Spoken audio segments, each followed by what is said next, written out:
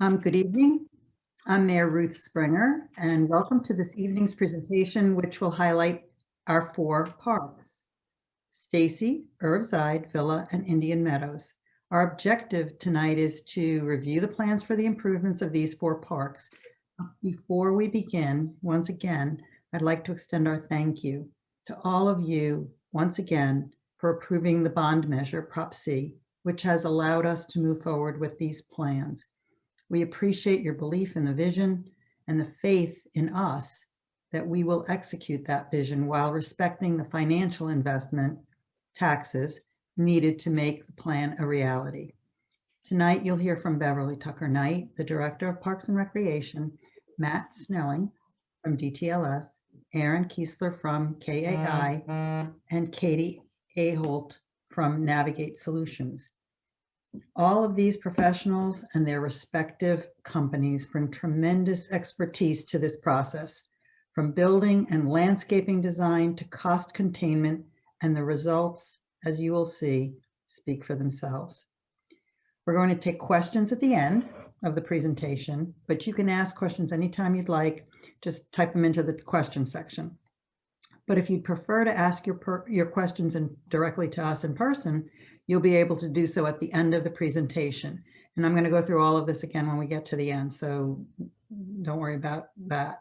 But for now, please give your attention to Beverly Tucker Knight as we kick off part 2 of our Olivet Parks Reimagined. Great. Thank you very much, Mayor Springer, and welcome everyone. Beverly Tucker Knight, Parks and Recreation Director. And if you are joining us after seeing our first session, welcome back. And if this is your first session, welcome. If you're interested, our last presentation we gave on the 27th, the entire video is on the city's website. And at the end, we'll have the link so that you can see that, so you can go back and watch that video. Or if you participated and you want to see it again, you're welcome to watch it a second time. I'm going to begin this evening by sharing my screen, and we will be going into a presentation. It's so much easier to share with you the visuals as we talk about these park designs and the exciting things happening. The first thing I'd like to do is kind of bring everybody up to speed on where we are and how we got here. So we have a wonderful park system in the city of Olivet. It encompasses over 120 acres of parkland and open space. We have our 5 city parks, we have our walking paths, and we're very fortunate to have that land in the city. And as many of you, most of you probably are well aware that our park system gives us a tremendous amount of benefits. And during the pandemic, that really hit home as the parks really became a respite for many of us, as so many of our other avenues for exercise or getting out and trying to do something were closed off. We were able to keep the parks open. So I'm very happy that we were able to do that and that they're still there. And we have had tremendous volunteering throughout the pandemic and the winter in our parks. So so many benefits that are there that it's that we're just very, very lucky. So how did we get to where we are right now? Well, in 2016, the Parks and Recreation Commission really looked at all of our parks holistically and did an assessment individually of every amenity in the parks. They walked through the parks, they checked on picnic tables and trash cans and playgrounds and flowers and lack of flowers, and really did a rating. And we realized that we couldn't just do 1 or 2 projects in our parks. We really needed a strategic plan of how to renovate all of our parks. And that launched in 2017, a public process of doing a comprehensive parks master plan, a roadmap that would give us over the next 10 years how we can renovate all of our parks and bring them up to current standards and continue to meet the needs of our residents now and in the future. And we had wonderful participation from our residents. Probably a lot of you remember coming to the ice cream socials and really digging deep into what people really want to see. And that plan went through several iterations and check-ins with our residents, and that was adopted by the Parks and Recreation Commission and then by the City Council in 2018. And we started immediately implementing that plan in 2019. And it quickly became apparent that that 10-year time to do all the parks, while very methodical, didn't give us a lot of pizzazz right away. And that is when the City Council really said, well, how can we go faster? How can we implement this plan faster? And that's what brought us into Prop C. And we went through the Prop C initiative, and we were just absolutely thrilled by the 79% passage of that this June during the pandemic. And what the Prop C funding allows us to do is to do all of the short and long-term goals of this 10-year plan coming up in the next 2 years. There will still be several items in each park that are identified as vision items, things that won't be funded through Prop C, but our master plan is still there, and it still allows us to keep our eye on those and to get those funded in the future and into the parks. So today, what we'd really like to do is show you, since Prop C passed in 2020, where are we now? We got the team back together, and we really started tackling the designs of those parks to make them a reality. So the team that we have, our architecture firm and our engineering firm, is KAI. They are a locally headquartered company here in St. Louis. They do have offices across the United States, but they are a St. Louis owned company, and we're very happy to have them. They brought with them another St. Louis firm, DTLS, and DTLS is a design studio for landscaping, and they have a remarkable track record of landscaping, particularly with native Missouri plants. And they've done a lot of work with other agencies in the area, including Great Rivers Greenway. And then Navigate Building Solutions is back as our project manager. And a lot of you are probably familiar with Navigate Building Solutions because they were the agency we used as our project manager and owner's rep when we built the new city center. And they brought that project in on time and on budget. So we're thrilled to have them back as our project manager. So this evening, what we're going to be doing is taking a look at the 4 parks and showing you not only what's planned, but the process for that plan, because a lot happens when we start looking at parks and trying to figure out where is the best location in these parks to bring in the vision items, the planned items from the park master plan. So the first park we're going to look at is Indian Meadows Park. And as we look at Indian Meadows Park, we're going to do a deep dive into this. It'll be a little bit longer presentation than the other parks, because here we can really go into the back end to show you the surveying and the logistics of the process that was done the same for each of the parks. You'll still see that background on each of the parks, but here we'll go a little bit more into detail. But then in the interest of time, we won't go quite as deep on the other ones. But this is a great park to start with for several reasons.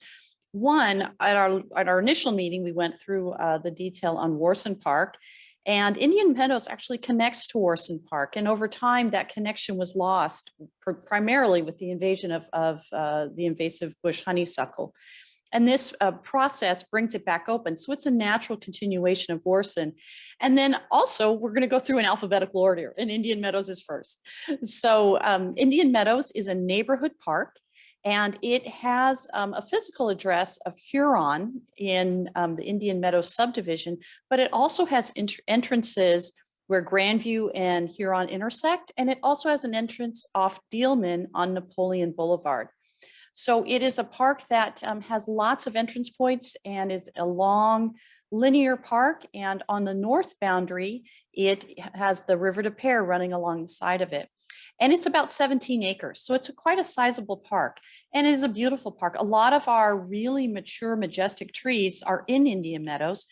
Not all of them are easily accessible because of the honeysuckle. So what you probably noticed if you frequent this park a lot is a lot of clearing has been going on in there in the last year to really open that up so that you can see a lot of these beautiful trees we have in there. Now I'm going to turn it over to Matt Snelling. Matt is our landscape architect from DTLS, and he's going to take you into a deep dive of how we structure these parks when it comes time to doing these detailed concept plans. Thanks, Beverly, and thanks everybody for sharing your time with us this evening. As Beverly mentioned, the Parks Master Plan provided a great foundation for our efforts in this current planning phase. The master plan really spoke to the strengths of each park and then highlighted improvements and new program elements that the community would really like to see in their parks. But one of our first tasks in implementing the master plan as the design professionals is to take a closer look and develop a concept plan for each one. And these concept plans are meant to add a little bit more detail to that master plan, bringing that extra level of detail and realism, but also, as she mentioned, gives us an ability to put a finer look at it in terms of cost and schedule and that sort of thing. So one of our first tasks in developing these concept plans is the site analysis phase. And here's, in this phase, we're looking at gathering data and about the physical characteristics of each park. And so the example shown here is existing topography. And what we're looking at is areas where we've got steeper slopes. So the orange and red areas, red is the kind of the steepest slope, and then orange is a more moderate slope, and then those areas that are not shaded are a bit flatter. And so it's no coincidence that, for this park, some of the steeper areas may be areas they're not as familiar with. It's that they're not they don't make great places to introduce new park amenities and program. So we seek out those flatter spaces for that. So it's kind of steep on both ends and flatter in the middle. Those steep areas we'll see later on may provide some other benefits for us. So moving on from the topography, we're looking at existing trees. And so we're, in addition to the existing tree size and type and location, we're examining their condition and quality. So we're working with the city's horticulturist as well as arborists to identify those trees that may be in poor condition, may be a hazard, need to be removed, and those that may need some extra attention. In this case, the poor condition trees are highlighted in red. The trees that may need that extra attention or may have some needs or be of a less desirable species might be in yellow, and then existing trees in good condition are in green. And this is important because we want to be very strategic about where we place new improvements, and we want to always preserve as much of the existing tree canopy as possible. So any tree removals we need to be very strategic about. This project in particular has some really excellent trees that are kind of hiding right now, and I think we'd like to bring those out of and really exhibit them for folks to see and appreciate.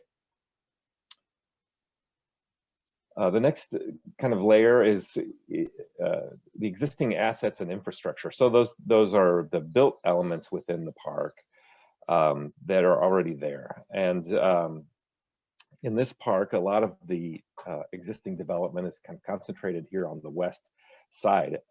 Those include the park pavilion, the restrooms, and the playground. They're fronting Huron Drive.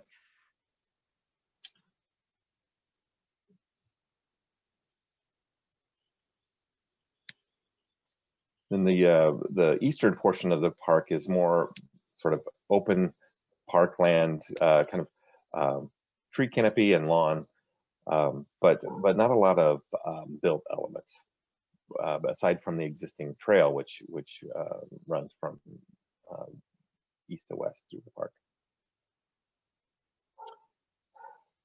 And then for this park, we also add the layer of planned improvements that are outside of the park master plan. I mean, it was included in the park master plan, but it's being done under another project, and that is the extension of the Centennial Greenway, which Beverly will talk about next. But this greenway, because of the park's kind of linear nature, the improvements associated with the greenway will actually will impact in a positive way a good portion of Indian Meadows Park. So when we start to stack up some of these layers, it identifies for us opportunity areas, places where we can add new features and amenities as put forward by the master plan. And with the western portion of the park at Huron Drive, pretty well developed, it really points out the attractiveness of that exists more toward the center of the park, or what we would call the heart of the park, here where Huron and Grandview come together.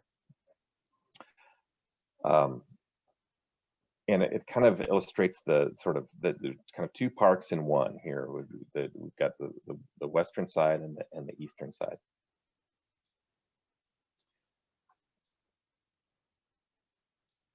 Circulation for this park is as we mentioned, the park is very linear, and there's an existing trail that runs through the park.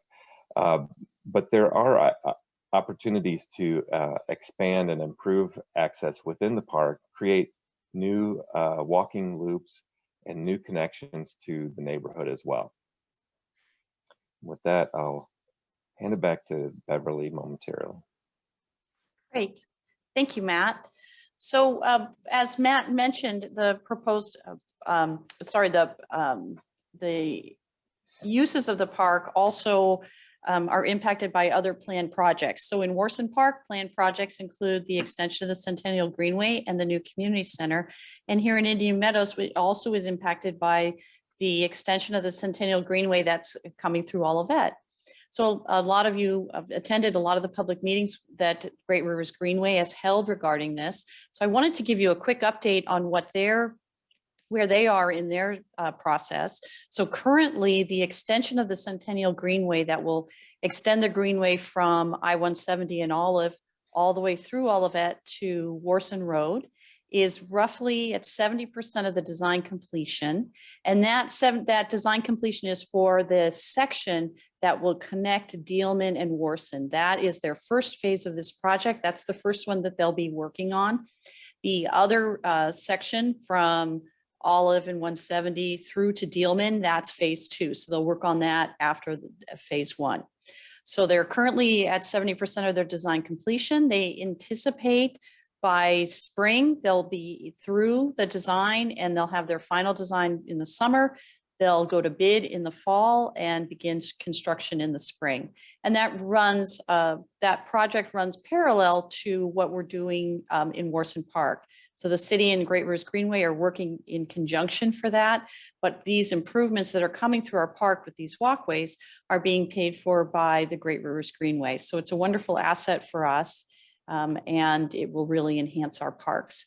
If you have interest in learning more about this process or seeing some of the renderings and designs they have all of the information up on the Great Rivers Greenway website. And we have the links to that from our website. So I'm going to turn it back over to Matt. Oh, actually, I'm not. I'm going to take you through to the next page. So as we look at the concept plans for Indian Meadows Park, as Matt mentioned, it is a long park and it really has two separate ends to it.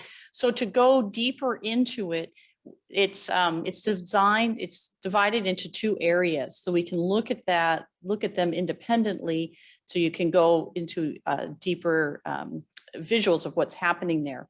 So as I mentioned, Indian Meadows is 17 acres park. This is a neighborhood park, which means that it has lots of amenities for neighborhoods, but it's not a place that will put super large activities. So for example, Stacy Park is more of a regional park. So it really has really large scale events there. That's where we put our the Holy Festival, and that's where we do the big party in the park, because that park can accommodate that number of people. Indian Meadows Park has areas that can accommodate larger activities from groups of families and small things. So from a program element, we would put a movie night here. We might put smaller events here, but we would not put anything the size of Stacy Park. And then there are areas of the park that are passive. So the narrow areas that connect the two more active areas, that's a passive location. So we're not going to put super active activities going on there or encourage people to gather in those areas, because it really is a place for more passive activities like walking. And what you'll see as we go deeper into these plans that we're pretty excited about is that one of the most important things we heard from residents doing the park master plan is that ability to walk in all of the parks and to do kind of a circuit of all of the parks. So as we go deeper in that, you'll be able to see that circulation element that Matt talked about and how we're able to incorporate that into Indian Meadows. So I'm going to turn it back over to Matt, and he's going to take you into the details and show you what some of these amenities are coming with the concept plan. Thanks. So the concept plan, like the master plan, takes a long range view of the parks. So it's incorporating near-term improvements to be made as part of Proposition C.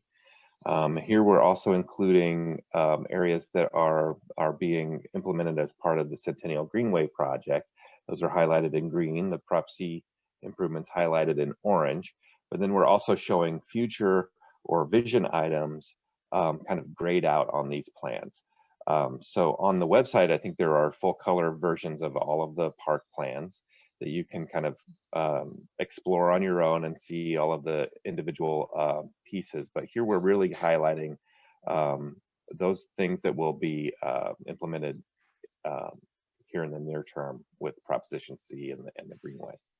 On the west end, as we mentioned, it has a lot of the park's existing development in the pavilion, the restrooms, and playground.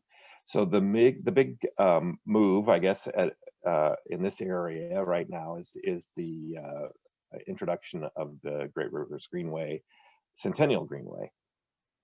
This greenway will replace the current trail through the park, but it'll be wider and perhaps more importantly, it'll be longer. It'll be extended. It will reach into Warson Park on the west, right, and travel along the River Des Peres, past the playground and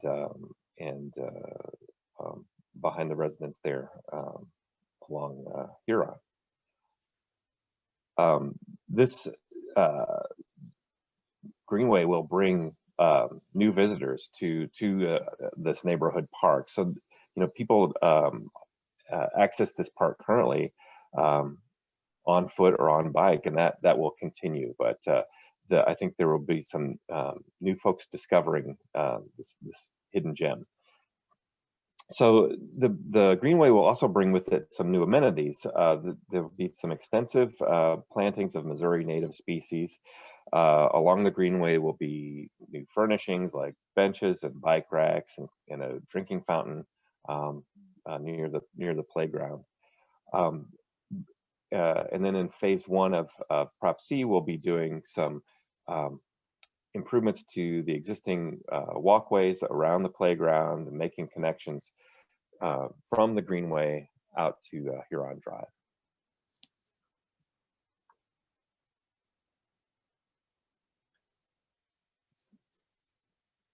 On the east end of the park, the Greenway will, continuing on with the Greenway for a little bit here, it will extend to Dealman and provide access to, it'll take a little bit different route than the existing trail does through here.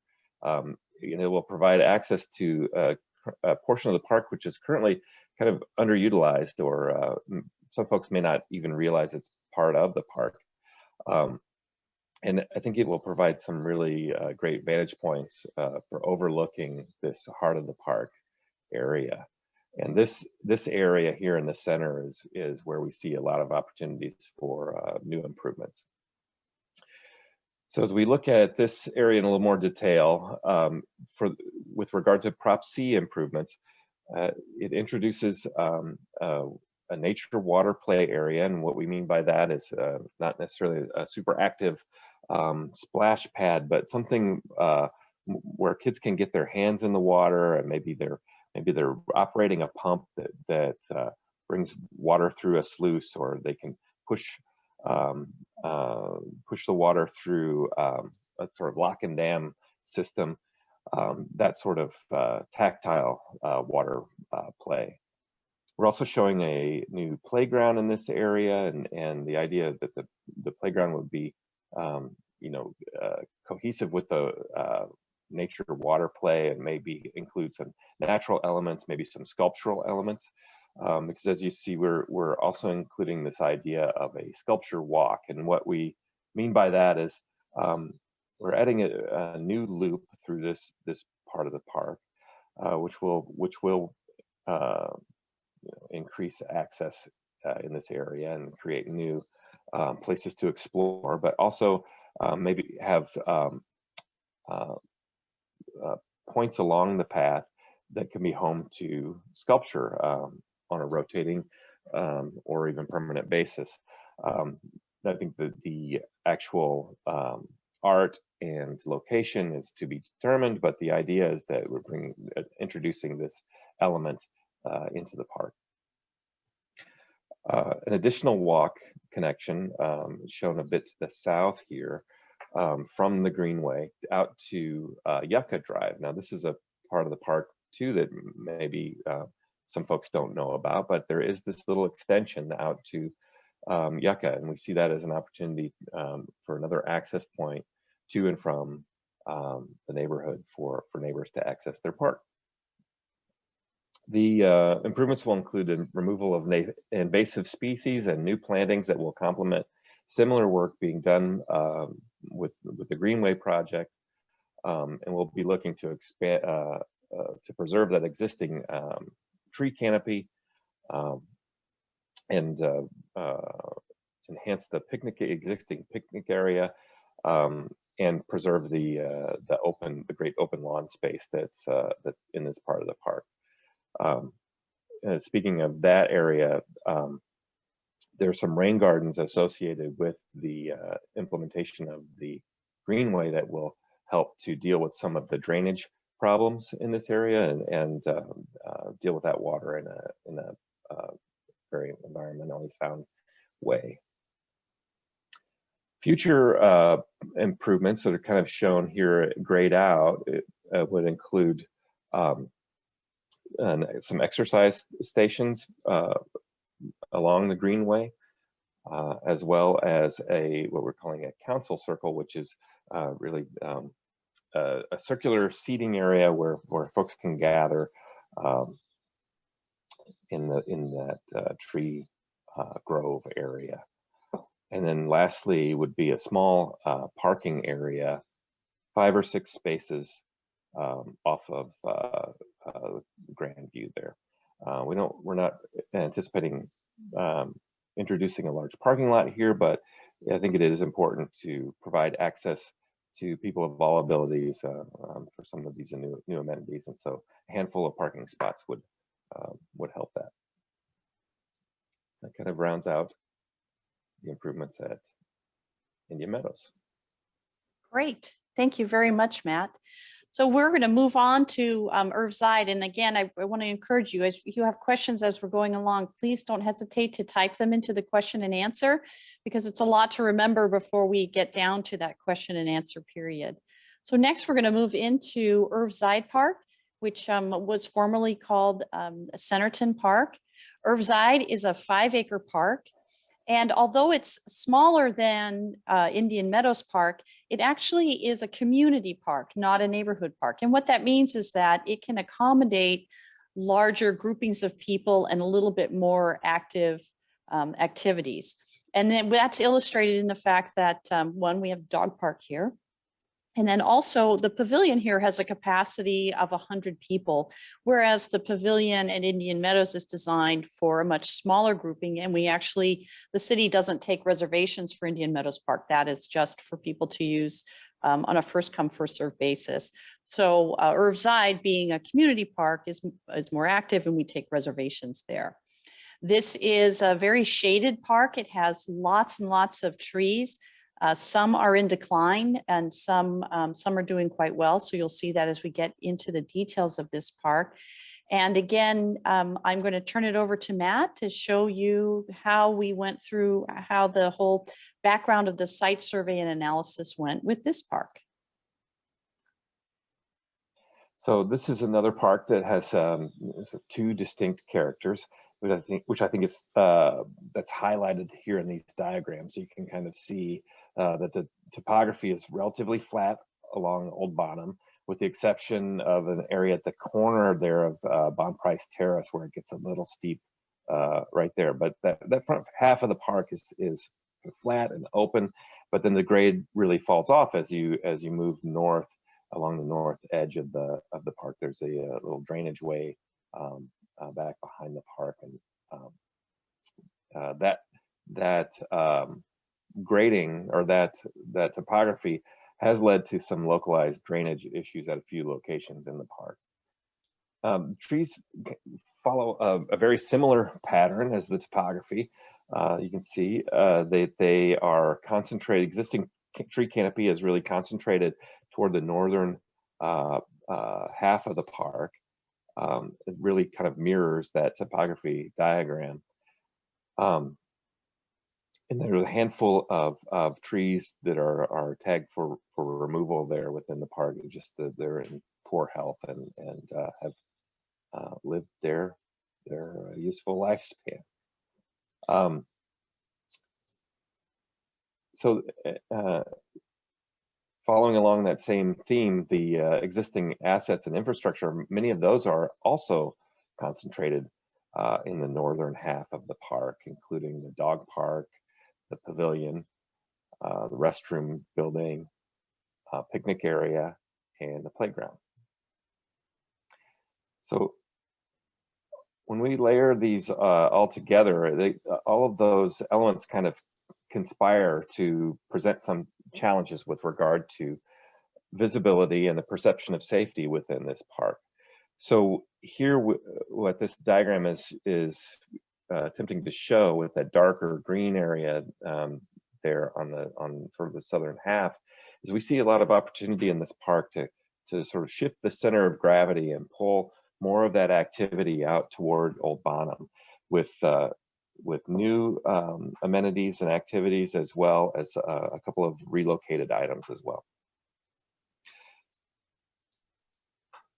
In the circulation diagram, we're, as with several of the other parks, we're looking to build upon the existing network of paths, and introduce new pathways that create new loops and offer accessibility to parts of the park which previously didn't have it.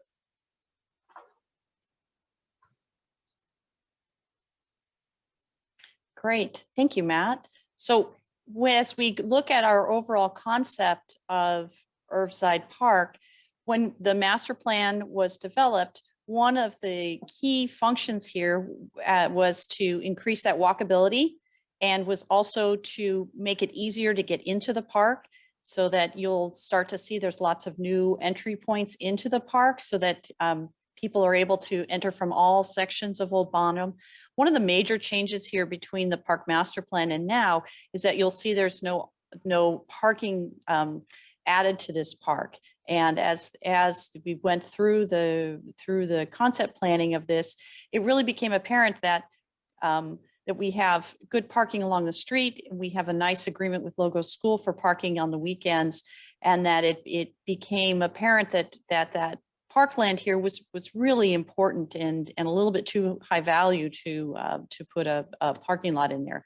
Again, this park is only 5 acres. And then you'll also see the master plan called for some natural play elements here and a way to really capture a lot of the stormwater that we really have problems with. So I'm going to turn it over to Matt, and he's going to take you in to kind of show you what exactly all of these things look like. Yeah, so I'll highlight the, as we did in Indian Meadows, we'll highlight the Prop C improvements first, and then talk about some of the future improvements. Here we're showing an expanded walkway network, especially reaching out to the corners of the park along Old Bonham, both at the southwest and southeast corners, to kind of draw people into the park and provide more than one access route. We're looking at expanding the playground, including or introducing some nature play elements to complement the existing traditional play structures within the playground. And there's an image of what we're talking about. So more natural materials, things for stumps and rocks for kids to explore nature in a safe way.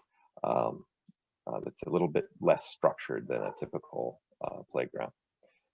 We're looking at the relocation of the dog park, bringing that out so that it's more visible from Old Bonham, and to also kind of somewhat screen the parking there at Logos School, but kind of buffer that edge. We're also, speaking of the parking lot, we're introducing some drainage improvements in the form of a dry creek and some rain gardens to handle some of the runoff that comes from that parking lot. The parking lot is kind of a double-edged sword in this case. It is a great asset to the park for visitors, but there is quite a lot of stormwater that runs off the parking lot and into the park, and creating some washout situations that we need to deal with. We'll be looking at improving the picnic area while preserving much of the open space and character of the current layout of the park. We don't want to cram too much stuff in here that will compromise some of the great aspects of the open character of the park. As with other parks, we'll be looking at doing removal of invasive species and new plantings, new understory plantings along the north edge that complement that existing tree canopy. Something I failed to mention on Indian Meadows, but it applies to all of the parks, so I'll just mention it here, is that there'll be new park signage, being both identity signage and wayfinding signage in all of the parks as part of this project. Future improvements here include an expanded nature play area. We'll look at areas where we can add on to that nature play and introduce a nature trail along the northern half of the park. We have an opportunity here for some splash or water play area at the corner of, near the corner rather, of Old Bonham and Bond Terrace, or Bond Price Terrace. And then we'll be looking at ways to upgrade and update the existing pavilion and restroom. That's inside. Great, thank you. All right, whoops, here we go. All right, next up we have Stacy Park, and Stacy Park is it's the largest park in the city. It is about it's over 30 acres, about 35 acres. However, majority of this park actually has, the largest element in it is the reservoir that belongs to the city of St. Louis. So that's a really big item that impacts a large corner of the park. So the active part of the park is actually much smaller than that. But this is our most heavily visited park. A lot of people that don't live in Olivet but have that incredible name recognition with Stacy Park. So we have quite a few visitors that come in to Stacy Park to use it and walk there every single day. and it really functions as a regional park. People may not exactly know where the boundaries of Olivet are, but a lot of people, if you say Stacy Park, they say, "Oh, I know where that is. I've been there." Stacy Park has a wonderful walking path. It has our new woodland trail in it. It has our reconstructed prairie, tall grass prairie. It has a pond and areas that you can go and have quiet contemplation. But then it also has very active ball fields. So we have softball fields here. We have soccer that takes place here. We have a basketball court that's heavily used. And we also have, over the last 5 years, we've had quite a few people coming in playing cricket in the park. And if you walk there on Friday evenings or Saturdays, you've probably seen them playing there.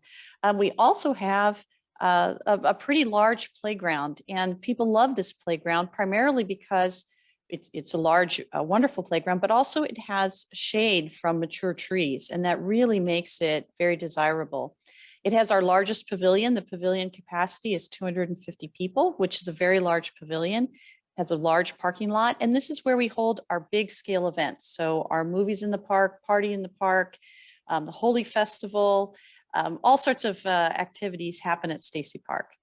So I'm going to turn it over to Matt to show you that same process, how we looked at Stacy Park when it came time to develop the concept. Stacy, this another park which has this sort of two parks in one feel to it. There's the Warson side, the side that fronts Warson Road, and then there's the side that's accessed from Old Bonham. The topography really reinforces this duality with quite a bit of grade change along the Warson Road portion here in the northwest. And the Old Bonham side, and apologies for my terminology here, but I'm just thinking about the ways that you come into the park. So I'm referring to this as the Old Bonham side, but it's really the southern half of the park. Is more flat, but it does have some fall off there at the southern edge. And this existing tree canopy diagram that we'll look at next echoes this, much like we saw at Urbside. The trees kind of follow the topography diagram. That we have concentrations of trees in those areas where the slope is or we have more topographic relief. Stacy's existing assets and infrastructure, the built elements within the park, can also kind of be placed into two categories. As Beverly mentioned, most of the active recreation and programming is associated here with the southern half of the park. You got the athletic fields, the playground, and the pavilion. While the northwest corner has more passive spaces with the ornamental pond, the lawn area there in the far northwest, and the prairie.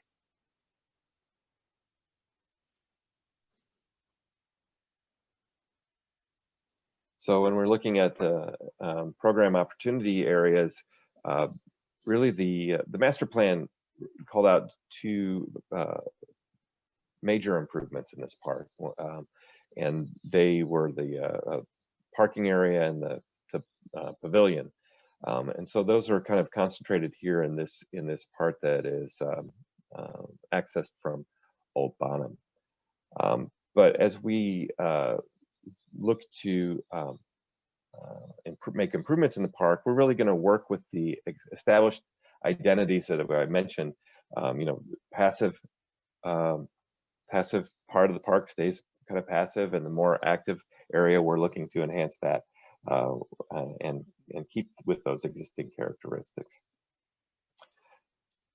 Circulation wise, Beverly mentioned that Stacy's home for a lot of active or avid path users, walkers, runners, kids on bikes. But there are a couple of problematic areas within the park, especially the entrance from Old Bonham. We recognize that that's a real conflict point of cars coming in to the parking lot and folks crossing, because the path itself crosses right there at the entrance along the fence line. So improvements will seek to resolve some of those conflicts and establish some new connections, create new loops, and improve access throughout the park. One thing I want to point out while we're on this slide is the new nature trail on the southern portion of the park. If you haven't checked that out yet, this was added just last summer by one very energetic park volunteer. It's a really a wonderful experience, and I recommend it to everybody.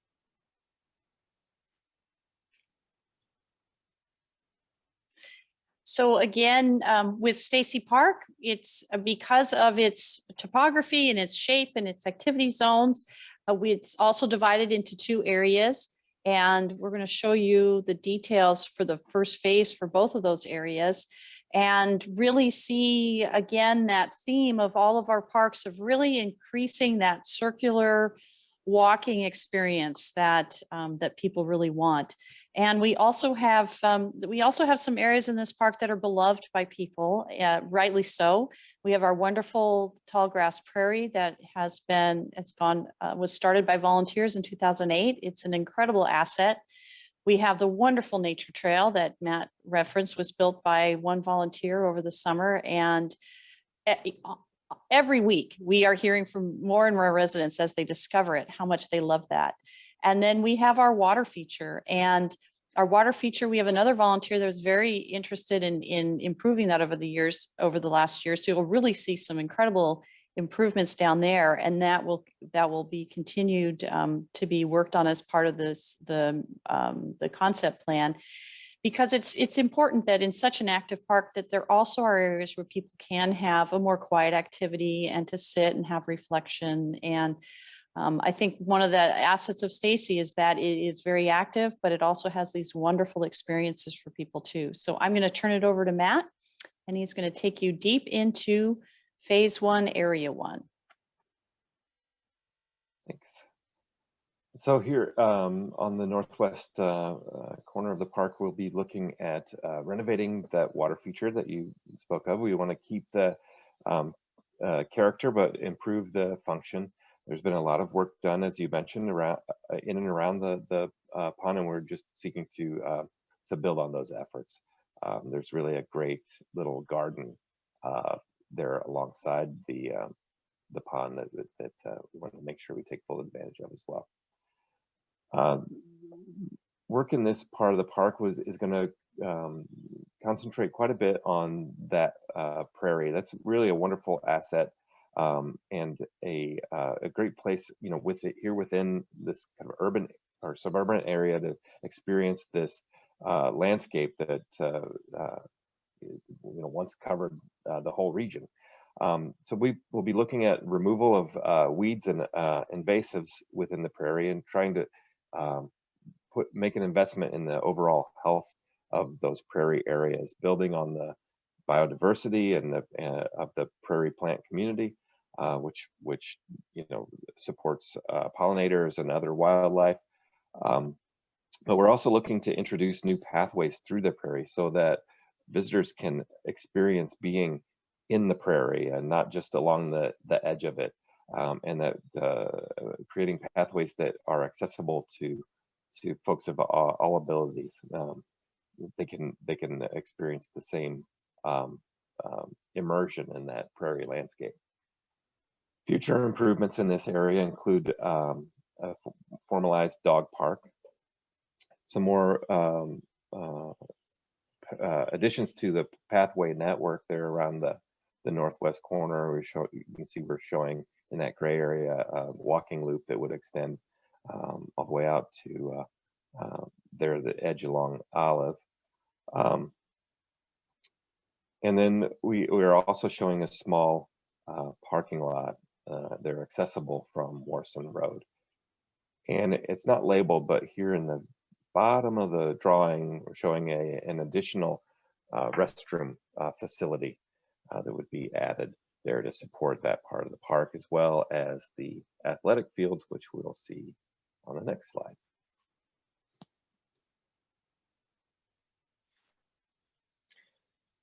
So as I mentioned previously, on this part of the park, we're really there are a couple of sort of big ticket items, I would say, for this park, which are the reconfigured parking lot, which seeks to increase the efficiency. As Beverly says, this is a very popular park. It's a destination park. People drive here, and you have big events here. And so we're really looking to make the most of the parking area without having it take up too much of the park.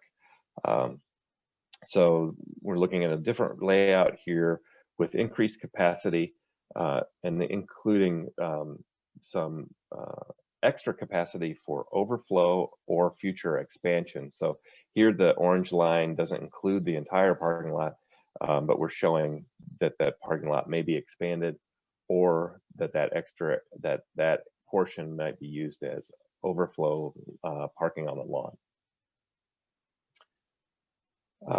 In support of that large new parking lot is a rain garden here that would help to kind of buffer that parking from Old Bonham, and also handle the stormwater runoff from that parking lot. So create areas for that stormwater to infiltrate and do, where we're adding new pavement or we're reconfiguring that pavement, we want to make sure that we're taking care of the stormwater that's resulting from that.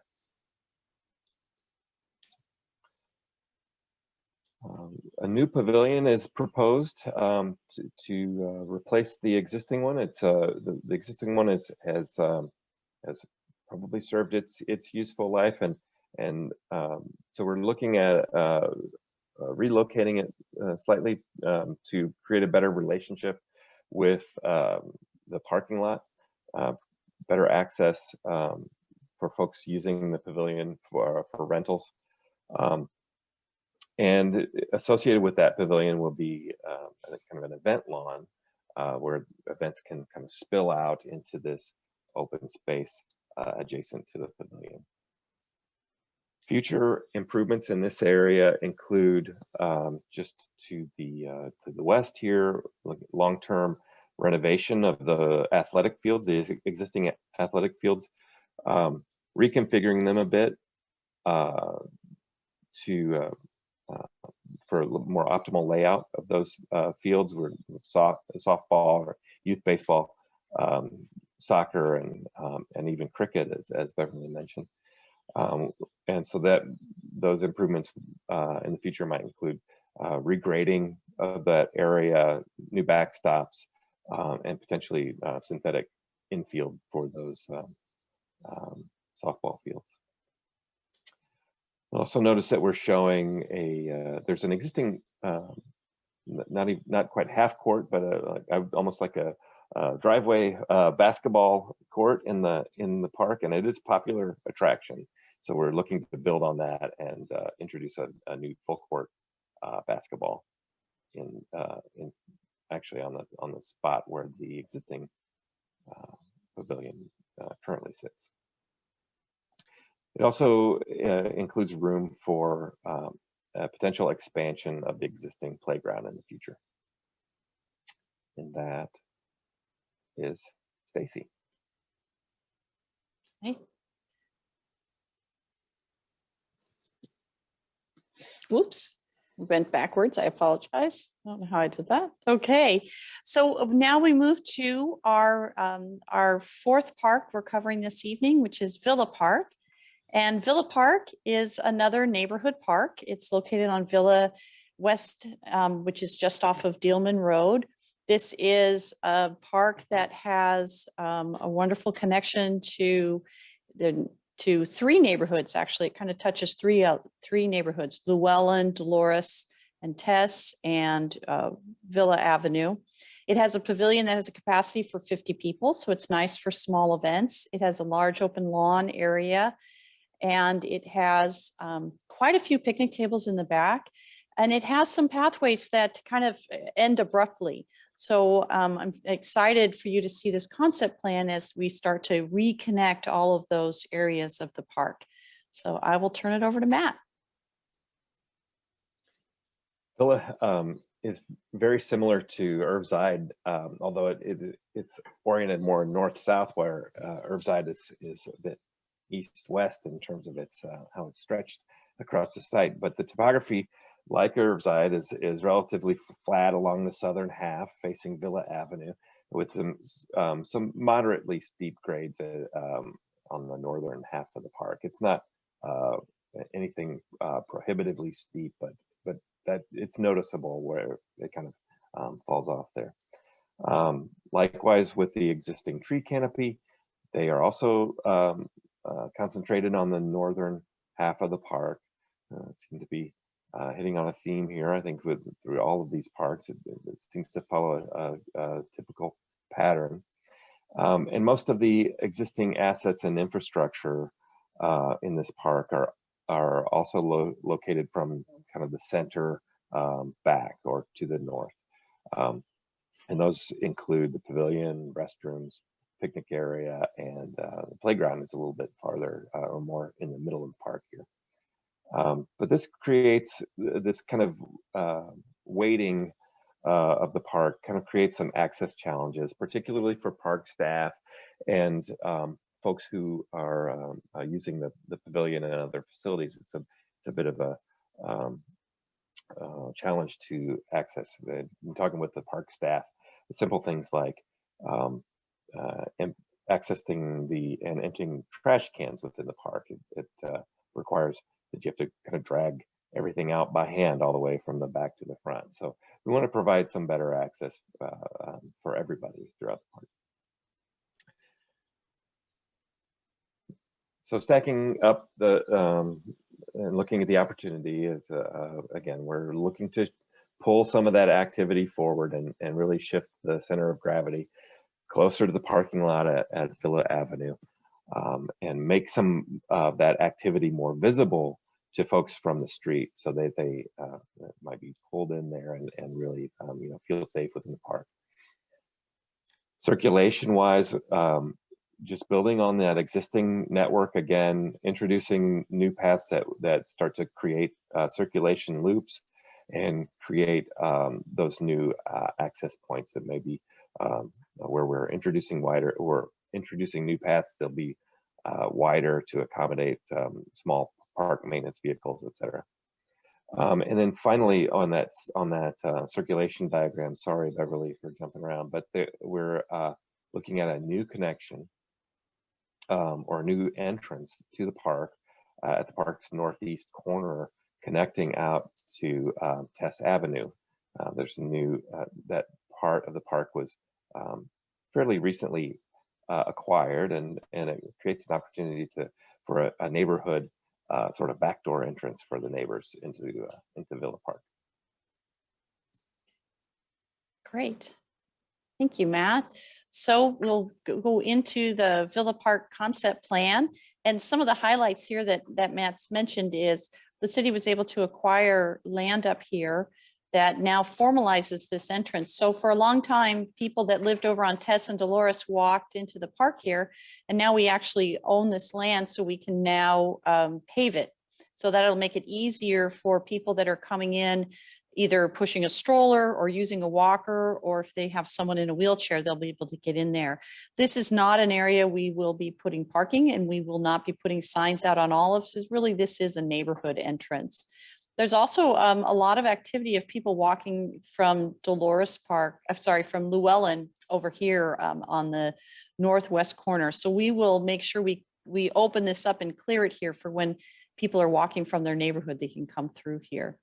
And then again, the looping, this wonderful looping of people being able to walk a whole circuit in the park, which is a wonderful asset. So I am going to turn it over to Matt so he can show you what exactly is entailed in phase one for this wonderful park. Yeah, highlights in phase one include those expanded walkways. So primarily looking at a new walk extending from the parking lot on the east side, along the east side of the park, northward, connecting to playground, the pavilion, and the picnic areas within the park. Phase 1 will also include an expansion and reconfiguration to a degree of the existing playground, with a particular focus on providing for a range of ages and abilities. So new equipment that serves kids of all ages and abilities, and starts to maybe break down into age-appropriate areas, so that you've got some separation of play for different age groups of kids as well. We'll note that this park does include, similar to Warson, a splash pad or plaza, and the idea here is that it's a water feature that is fun for kids to run through and play, but then when it's off, it kind of disappears and it becomes a multifunction plaza space. And we're seeking to locate that a bit to the south and pull some of that activity forward so that you can really see that this is an active, vibrant space. We're seeking to preserve a lot of that open space character of the current layout and some of the existing picnic grounds, continuing with the theme of invasive plant removal and new native plantings along the park's edges, and of course the new signage, as I mentioned before, which will be part of all the parks. Future improvements would include updates to the restroom and pavilion as needed, expansion of the patio area around the pavilion, so a paved patio made with tables, chairs, umbrellas, things like that. Room for additional playground expansion and further improvements to the picnic area, and then finally an expansion of the parking, adding in the extra bay of parking. Currently, the parking lot has a drive aisle and then parking spaces just on the south side, and we'd be looking to expand a bit into the park by adding a bay of parking on the north side of that lot. That kind of rounds out the improvements at Villa and all the parks. And so next up is Katie from Navigate, who's going to talk about the status of the project schedule-wise and our project timeline. And Beverly, we've lost the presentation. I don't know. Yeah, well, Beverly's working on the share screen stop, so she's working to bring that back up for us. Yeah, my apologies. It is coming right back up in just a minute. I apologize. Okay, let's try this again. Okay, we should be back. Great, thank you. So my apologies to Katie Aholt from Navigate Building Solutions. I think I have this memorized, so could have done it without, but thank you for getting that back up on the screen for us, Beverly. As you can see here, the red dot represents where we're at in the timeline of the project. The presentation here this evening really showed the deliverables that were a result of that concept phase that we've been working on since the Prop C vote was passed in June of last year. From here, our next steps are really to roll into a more detailed design phase where we'll be focusing on the scopes of work that are advancing with Prop C. You'll see here that we're planning another summer public meeting to keep you posted on our progress and give you updates on where we're at in the design. And then later this year, we'll roll into our construction documentation phase. September through November is what we're estimating for that, which will put together the bid packages and all of the scopes of work for the contractors that will be performing the work. We're anticipating that permitting will be completed by the end of the year and that we'll have all bids and contracts for the project wrapped up in January of 2022. We're currently working on our plan for phasing of construction in all of the parks that will be ongoing through February of next year, really through the end of 2022. So I think all in all, the project is tracking very well on timeline. We are also tracking on budget. So I think it's important to point out that everything that you've seen here tonight is in line with the budget that was established back during the vote. So with that, I'd like to hand it back over to Mayor Springer.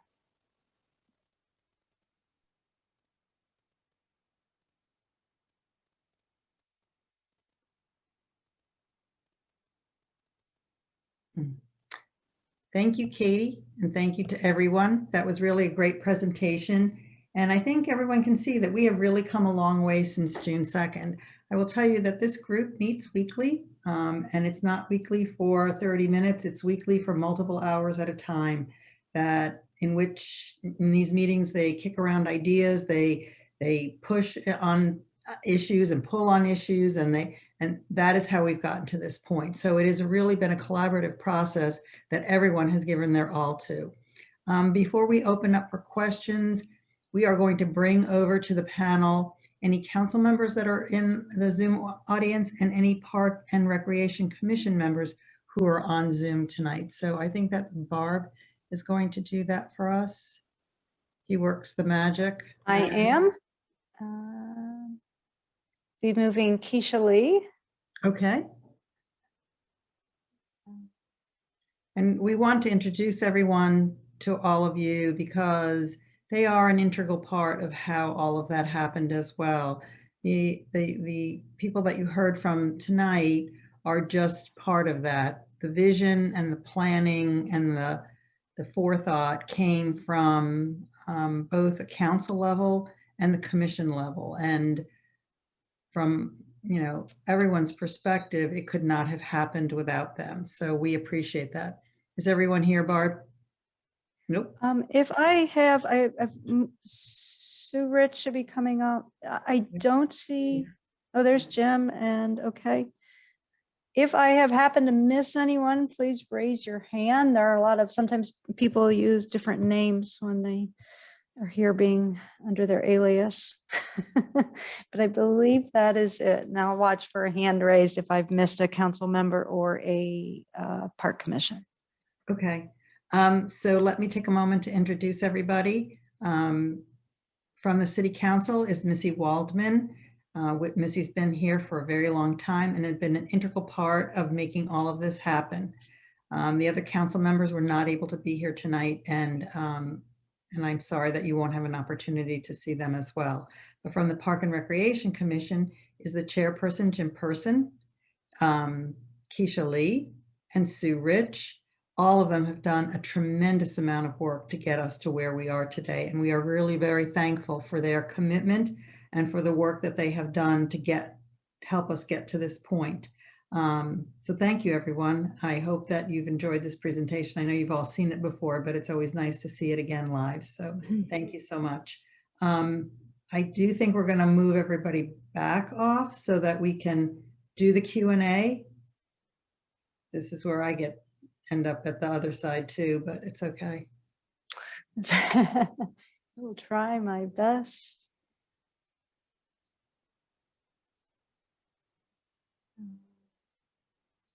So while we're moving everyone off, let me explain the Q&A one more time. You are welcome to place questions in the Q&A section here. Just type them in, and Barb will be in charge of either answering or directing the questions to one of the members up here. If you prefer to repeat your question, you'll need to raise your hand and Barb will unmute you. What I ask is that you state your name and address for our record, and that you keep your question brief because there are a fair number of people on here and I want to make sure that we get a chance to get to everyone tonight, not early into tomorrow morning. So with that, we can start with the Q&A, Barb, if you'd like. Okay.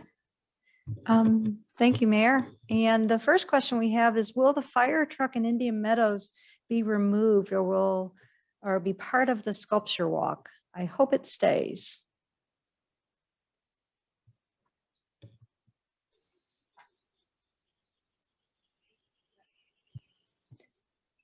No, you have to turn on your mic though, I think. Oh, there we go. There we go. Okay, so I am going to turn that question over to Matt Snelling. Okay. Sorry, I wasn't. I was waiting for you to hand off there, but that's great. You know, we don't have a specific plan for that fire truck. I think that we had initially assumed that it would not stay, but I think it's great to hear from folks. You know, if there is a special fondness for that. You know, perhaps we need to take a harder look at refurbishing it. And placing it on the site in a way that makes sense with the rest of the improvements. So I would encourage everybody to provide that kind of feedback through the means provided by the city, through the website, et cetera. Yes, absolutely. And some of our older playgrounds, as we evaluate them, we have to make sure that they meet current safety standards. But my understanding is the fire truck is not that old. And if there are concerns with safety on it, we can address them. So it is good to hear from people that they really like it, because it does say Olivet on it. Okay, next question. This has to do with the trail in Indian Meadows Park. And so I'm assuming it's the continuation of the Centennial Trail. And will there be more than one water fountain along that trail? Matt Snelling is with DTLS. He is also working with Great Rivers Greenway on the design of the Centennial Trail. So which has been a really great collaboration for us to have someone who's on a professional on both projects. So maybe Matt, you want to handle that one as well. Yeah, right now we're looking to locate a water fountain near the existing restroom. And that has a lot to do with where the existing water supply is. And so placing a water fountain there makes a lot of sense. There will be water fountain along the trail also in Warson Park. So each of the parks, within each of the parks associated with the trail, there will be a new drinking fountain, but that is the only one planned currently for Indian Meadows. Okay. Thank you. Okay, I'm going to stay on Indian Meadows for a moment. These are all really different questions. So regarding different from one another. Regarding Indian Meadows Park, how many parking spaces will there be after the project is completed? And do you think this will be enough? And for every tree that is removed, will a new tree be planted so that the number of trees in the park stay the same? That's a great question. Oh, I'm sorry. I'm just jumping in. No, that's great. No, you're okay. you're on a roll. It. I think if you don't mind though, I think you're anxious to answer the tree question. But I wanted to introduce Joel Kirshen with KAI. Joel is the head architect engineer with KAI on this, or engineer on this project. And so I wanted to take a chance to introduce him. And maybe you can talk a little bit about the parking. Well, we were just anticipating adding a few convenience parking places there. It wasn't, we weren't looking at adding a large number of spaces into that location because we weren't, the park wasn't functioning as that kind of regional draw. It was more of, for convenience of people who are maybe just a little bit too far to walk, or if they're bringing kids and all, that it's a little more convenient sometimes to bring them in a vehicle over there. The exact number we haven't determined yet. It's going to be dependent upon how that final layout gets worked in. Yeah, I don't anticipate that it would exceed a half a dozen or so spaces.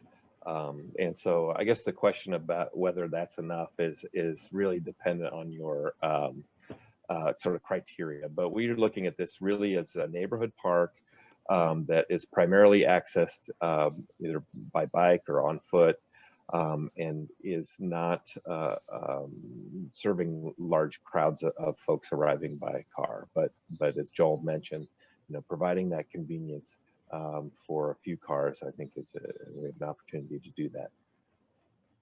with regard to the tree removal question, yes, absolutely. We are looking to minimize the removal of trees because it takes more than one new tree to replace and one of those mature trees within the park. So where we are removing trees, I because the plans aren't progressed to a point where I can give you a firm number, but I can tell you there'll be more than one new tree for every tree that that gets removed, and whether that's 3 new trees or 6, I can't say for sure at this point, but I can tell you it'd be more than what is removed. Yes, And they absolutely. will And I- be Yeah. Missouri native species as well. We're not going to be planting Bradford pears, right, Beverly? No, no. And to piggyback on Matt's answer, our park master plan really emphasizes the importance of trees, mature trees, and our urban canopy. The carbon sequestered in our urban forest is phenomenal. And the value of these mature trees can't be underestimated. They have an incredible impact on the well-being of our community, and as Matt mentioned, our biodiversity. So a main driver of our Parks Master Plan is to increase our native plantings in the parks and to maintain as many mature trees as we can. We do have some trees that are in decline and they need to be removed. We also have some trees that have now been deemed invasive, such as Bradford pears. And we also have quite a few ash trees that are impacted by the emerald ash borer. So in that situation, we do have to remove those trees, but it's utmost importance to the city and to the professionals that we're working with that we maintain as many mature trees as we can. And you've probably noticed in the parks over the summer that we had a remarkable planting just in the last year. We've planted almost 1,000 trees this year and all of that. And that's an incredible number. And many of them were planted by volunteers through our Weed Warriors program. And also we have a new horticulturalist who's really embraced this master plan and is moving forward with those installations. So as a quick plug, if for people that are interested in trees and in maintaining the trees, that our volunteer program has a lot of volunteers very active in that. So if that's of interest to you, please do reach out. We'll add you to that email list and you can come out and assist with the trees. So, all right, I'll step off my soapbox now. Okay, the next question is, what happened to the proposed indoor activity center to replace the pavilion at Stacy? I voted for Prop C because I thought that was a great idea and available year round, bait and switch. Well, I'd like to go ahead and answer that one, Mark. I think you might be thinking about Warson Park and not Stacy. What we're doing there, and I'm going to share my screen just so I can show folks where they can go to look. This is our website, and we have a whole new park master web, kind of a microsite just for the park plan. And it includes this, this new community center project. And that is actually on the northern side of Warson Park. We did do a Zoom presentation Q&A on that week before last. And so it'd be great if you want to, you can kind of go and you can look at that and get some information on that. The other thing that this will give you, let me kind of go back up here and see if I can get back here to that page. You go to the front page of the website and you can go right here.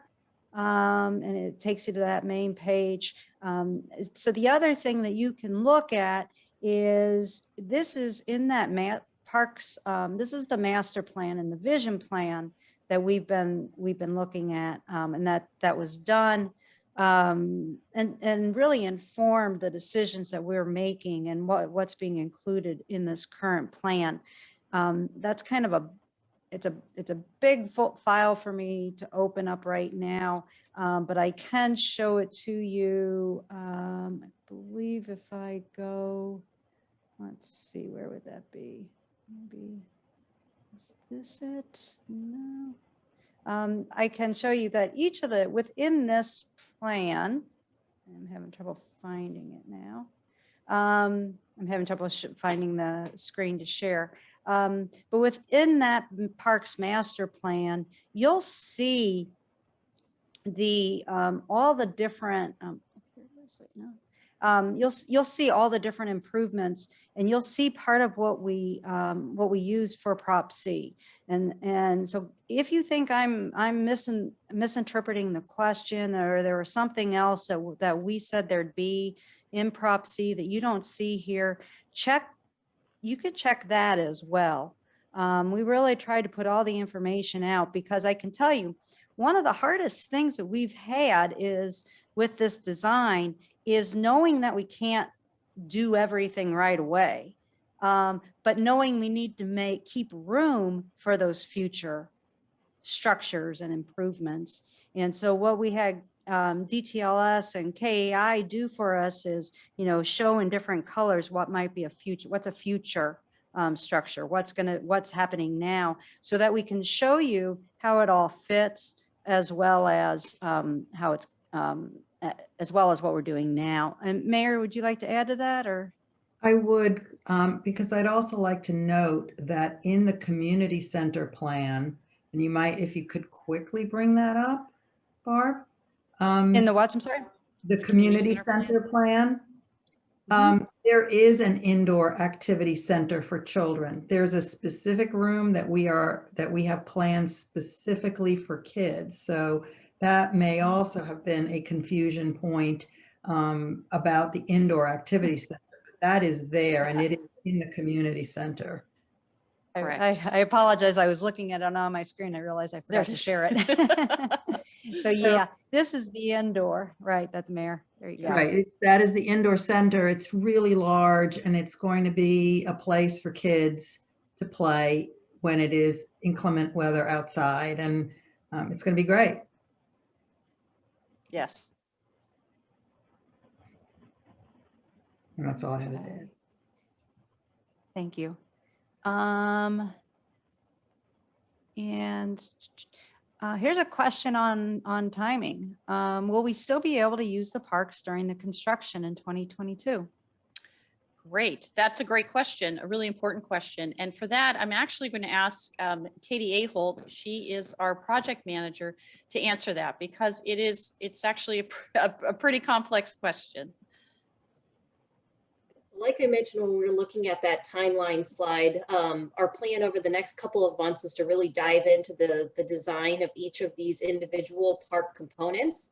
And I think with that will become a discussion around phasing and how we're able to achieve that construction with minimal impact to the community. So I don't know that all the parks will be fully open during construction. If you look at a park like Irveside, where we're touching a lot of the space of that park, it may be a case where that one is closed for the duration of construction.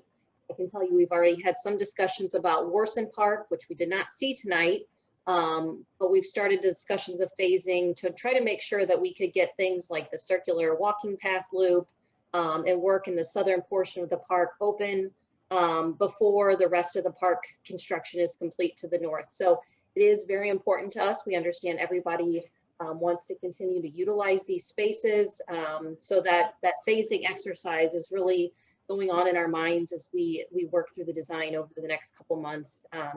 So hopefully this summer, when we come back to you with our next update, we'll have a better description of how we plan to phase that work. Another question on Stacy Park. No, we don't. I know we don't own the water reservoir at Stacy Park. Can anything be done to improve the aesthetics of this area? A chain link fence and a grass hill is pitiful to look at when driving along Old Bonham Road. Well, that's a question from Greg Miller, and Greg Miller, I have to say, I concur. It is, the reservoir is owned by the city of St. Louis, and it was reinforced, I believe following September 11th, they put additional fencing up in there. Our goal through the long range vision of the park is to improve that that length up there as best we can. The trees that are along there are actually state trees because Olive is a state highway, and those trees along the sidewalk there are under the auspices of MoDOT. What we can control is the corner and where the sign is and where our garden is. That we will continue to renovate that not through Prop C, but through our ongoing operations. The sign itself will be replaced under Prop C for sure. But we definitely would like eventually to have some sort of screening along there, perhaps putting in our own decorative fence that is that kind of blocks the view of that, but that's not funded through Prop C. But that is an area that that we're very interested in improving because it's a gateway to Olivet. That's one of the first things you see when you come in, when you're driving from the Creve Coeur side.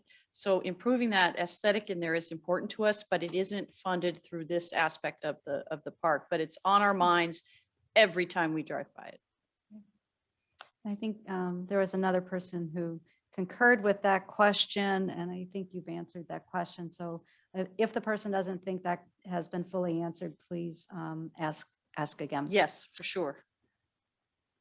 Then we have a question that is, there's a curve near the Grandview entrance to the park. Is that where the parking places will be? It's already a driving hazard. And I'm not sure who. Yeah, I'll start with the initial answer, and then I will ask for Matt and Joel to join in. So one of the reasons we're actually proposing some parking there is because of that curve there. And that's something that came up quite a bit at the Parks and Rec Commission meeting as well, in talking about ways to enable cars to come in there and to keep it safe, because it is a curve and it is slightly congested. So as Matt mentioned, this is a neighborhood park, but we anticipate, because as far as a neighborhood park goes, Indian Meadows is quite a large subdivision. It's the largest subdivision in the city. So if someone lives at a part of the subdivision that's closer to Olive, and they have a child or a couple children, or they're a grandparent, odds are that they will drive down to the park to take their kids there. So having a safe parking that's off street was important. So a lot of discussion has gone into what's the best way to put the parking in there to minimize that, to increase site guidelines. So I'm going to turn over to Joel and to Matt to kind of talk about the process for developing parking in that area. And I'll start, and then Joel, if you think of other things, you can chime in too. But I would say that, you know, this is at a conceptual level right now, and I think the point you raise is a good one, and one that warrants further consideration. And it is designated as a future improvement. I think when time comes to implement that improvement, it would warrant further study from an engineering standpoint to confirm that the street as it's configured can accommodate that, or whether there might need to be some other kinds of traffic calming measures that would help make that parking area more safe. So I think, you know, long story short is that it's not fully fleshed out at this point, but would warrant some further study. There just are very limited access points from the street network to the park, and so we saw that one as the best option available. And I was just going to step in that, you know, looking at what's going on there now, you know, we realized that, you know, anybody trying to park there now is either, you know, most often just parking along the street, which has its own pluses and minuses. But there are, you know, concerns over that, because that also cuts down on visibility. And so the idea of trying to give, you know, some off-street parking there is an effort to try to make it a little safer place to park and you know, access in and out of vehicles for that area. And there was a follow-up to that, wondering, about using kind of light reflectors and such. But I think, Matt, you addressed that when you talked about the further studies on traffic calming, et cetera. You'd be looking at those things. And then there is a question again on Stacy Park that I couldn't tell from one of the final drawings in the Stacy presentation, but will there be a form of the circular looped paved trail that borders the basic boundaries of the park for walking and riding? I assume it will border the south end of the new parking lot. Didn't see a path connection along the western border of the current ball fields. Will there still be a large circular loop? Okay, perhaps I should share my screen to answer that question. Let me see if I can do that quickly here. And then Matt, you can help me. I can also bring it up from the web, Beverly, if that would be Okay. helpful. I have think I've got it. Okay. I think I've got it. Can everyone see that? Yes. Okay, great. So one of the reasons in the detailed drawing that you didn't see it is that the improvements to that are a vision item.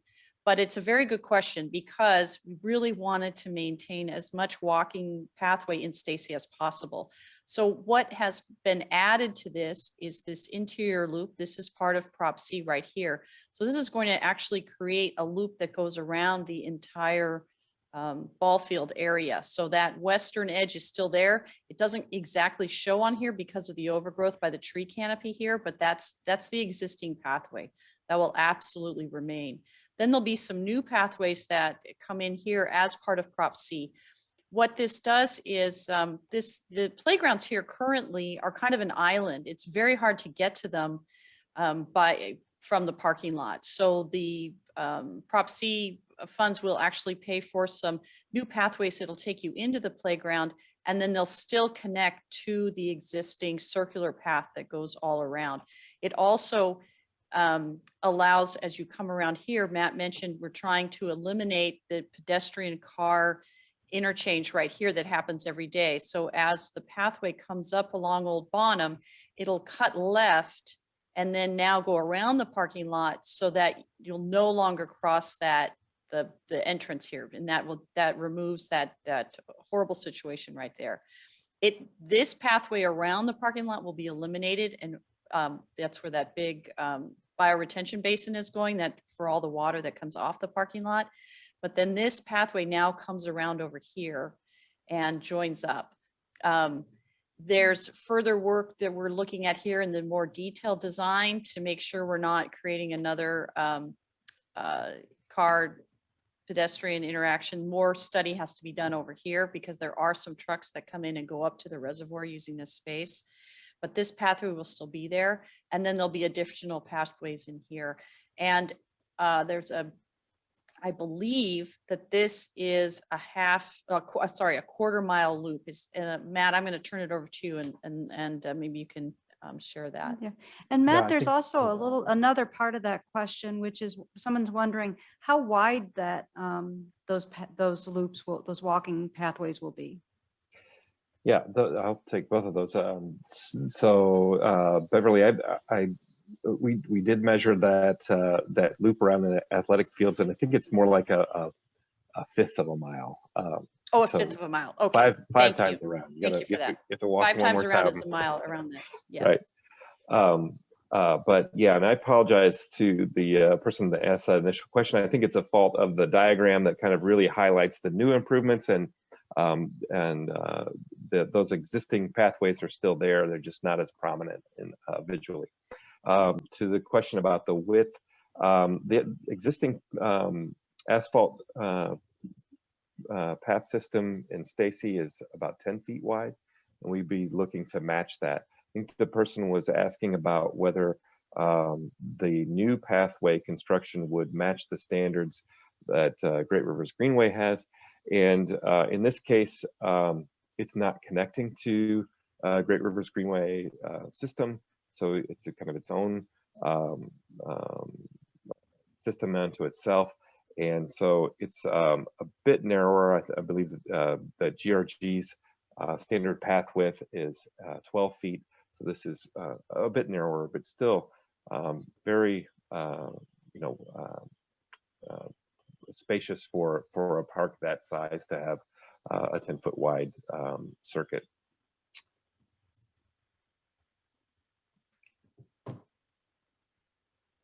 I don't see any more questions in the chat, in the Q&A. Is there anyone who would like to raise their hand and ask a question?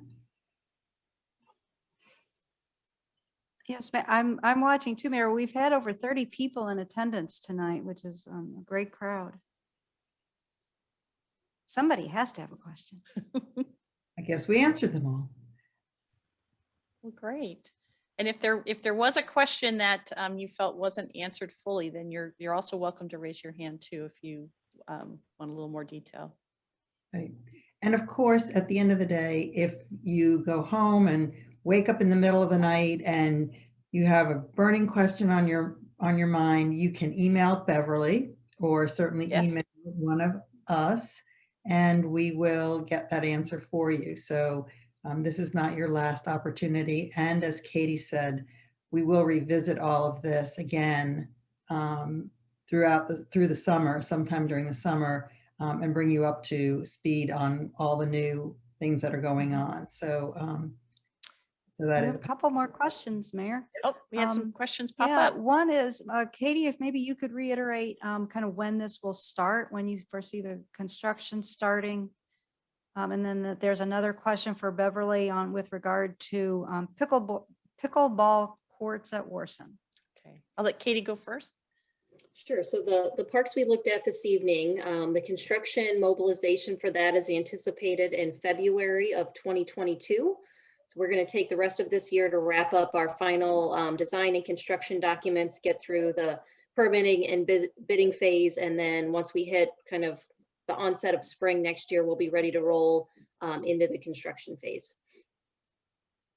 And then as you probably remember, Warson's on a slightly different schedule than the other parks because of the Great Rivers Greenway coming through and the construction of the new community center. So there's some phasing of Warson that'll happen slightly earlier than the other parks.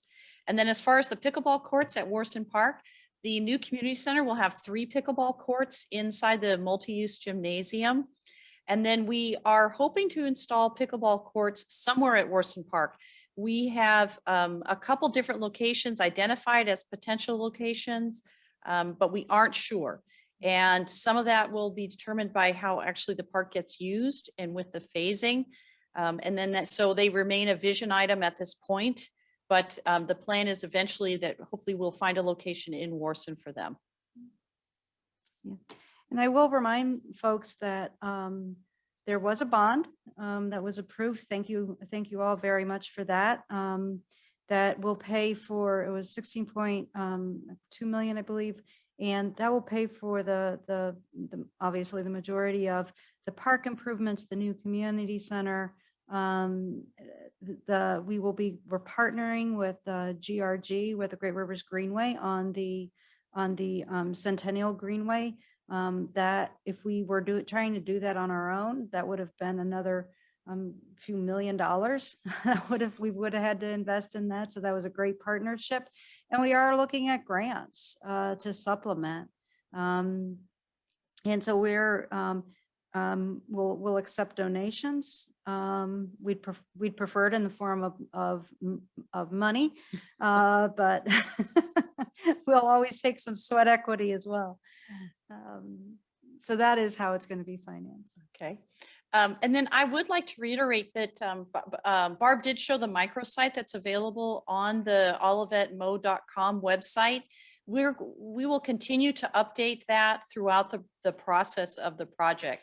So when the updates are given to the city council by Katie, our project manager, those reports get stored there. Tonight's meeting will be stored there, so you can go back and watch it again. We have the concept plans up there. And then as we get more detailed plans, those will go up there as well. So it's really your repository for anything that you want to find out about these projects. The master plan is there in its entirety. You can read that. And then all the documentation for Prop C is there as well. It's at the bottom. If you click the Prop C link at the bottom, that takes you over to all the documentation that was prepared for the bond measure. And it also has the pro forma for the community center. So there's a lot of detail in there. Some of it may be completely boring, but we wanted to make sure we had it all in one place and easy to find. Then once we break ground, then we'll have construction updates there, photographs, and that really important phasing to help people know what's going on. So if there are things that you want that aren't there, please reach out and we'll get them up there as well. And then I think we have one more question that's just come in, and I'm going to turn it over to Barb. Yeah, it's asking about hours for the trails. For the trails will be the same as the parks, dawn to dusk, and the police will do patrolling. We haven't had a specific conversation with regard to future trails with the police chief, but he and I just actually recently talked about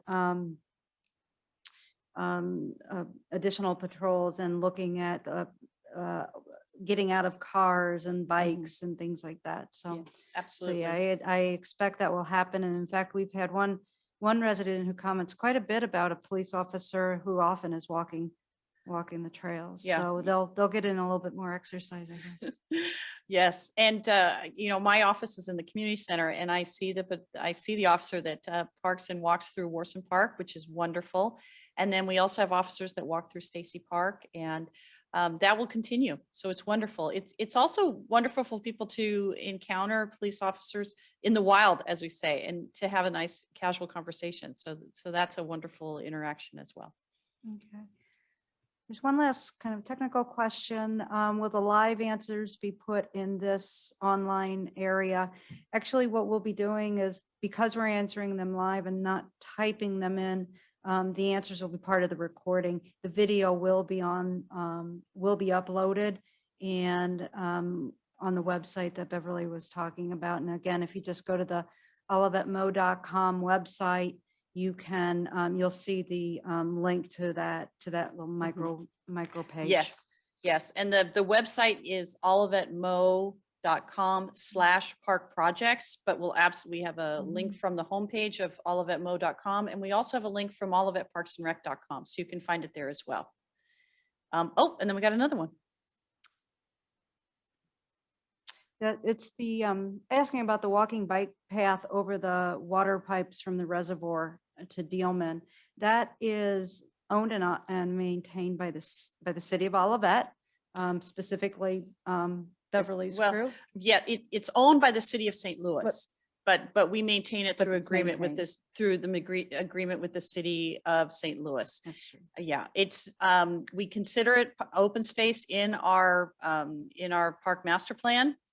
There are no improvements. Well, I take that back. There are improvements slated for it as part of Prop C, and that will be some wayfinding signage. One of the things that we hear from residents quite a bit is they don't know where they are when they're on the pathway, because you cross streets as you're going through there, but they don't necessarily know what those streets are. So part of our wayfinding will be to have small signs for pedestrians, so they kind of know where they are when they're crossing Harvest or Cherry Tree or some of the other streets in there. And then long-term, we do hope to replace the gates in there. That's not funded through Prop C.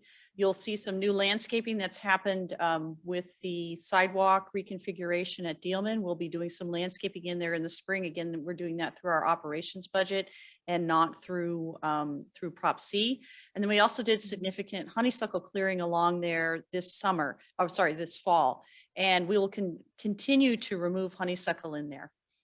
Because it is something we're really trying to reduce in all of the city maintained spaces. So do you think we should do one last call? If there's anyone else that has a question, now would be the time, because I want to be respectful of everyone's time. Okay, we do have one last one popped up. So we're going to take this question. And as I said, If questions do arise in the middle of the night and you can't sleep, just type Beverly an email and she'll answer it for you tomorrow. All right. This is definitely a Beverly question. Understand there will be a focus on native plantings. Stacy has the prairie. Will there be native plantings on the other 4 parks designed to attract pollinators?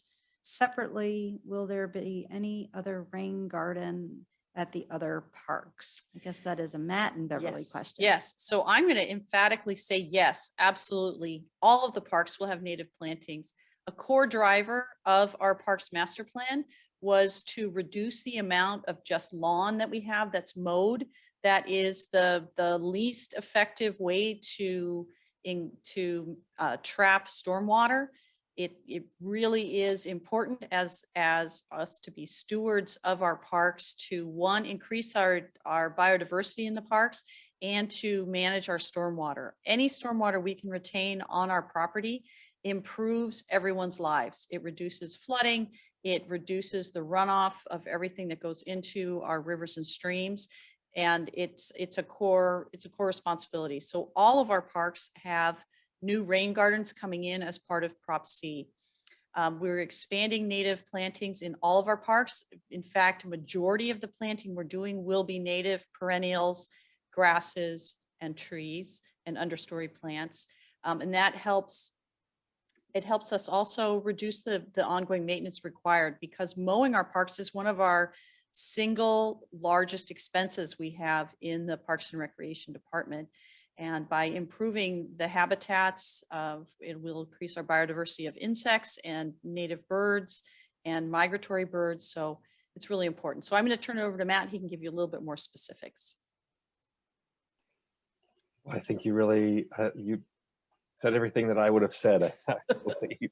The only thing I would add to that is that in addition to the work being done as part of Prop C, that the work associated with the Greenway, which runs through Warson and Indian Meadows parks, will also have a very large native planting component, stormwater component as well. And so yes, everything that we're doing planting wise, most everything will be focused on native plantings, which means more habitat for pollinators and other wildlife, and in the long term, less high intensity maintenance in the form of mowing, which is kind of a wasteful practice. So while we want to preserve a certain amount of the park space as open lawn, because that's great for active recreation, right? But in those areas, kind of at the edges and surrounding some of that open space, we're looking at more naturalistic planting regimes. All right. I think that is it. I would just like to wrap this up and say thank you all for being here tonight. We are all very busy making Olivet a place to live, to work, to play, and we hope you're as excited about that as we are.